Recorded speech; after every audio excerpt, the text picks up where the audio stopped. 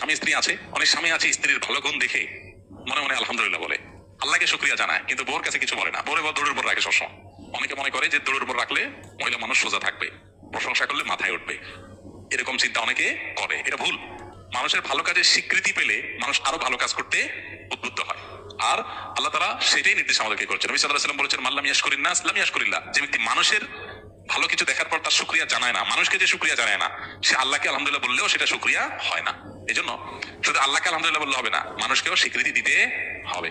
এটা স্ত্রীর বেলায় প্রযোজ্য, স্বামীর বেলায় প্রযোজ্য। অনেক মহিলা আছে অন্যান্য মহিলাদের সাথে গল্প বলার সময় নিজের স্বামীর অনেক তারিফ করে, যে ভাই, আফা বা ভাবি, আমার বাচ্চার বাবার মতো ভালো মানুষ হয় না।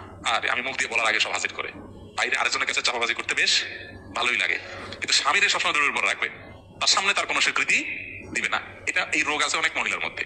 একই কথা পুরুষের মধ্যেও, বাইরে যায় বউ রান্নার তারিফ করবে, চাপা পিটাবে, গলাবাজি করবে, তো বাসায় বউকে একটা বার সত্যটা স্বীকার করবে না যে আলহামদুলিল্লাহ রান্নাটা ভালো হয়েছে।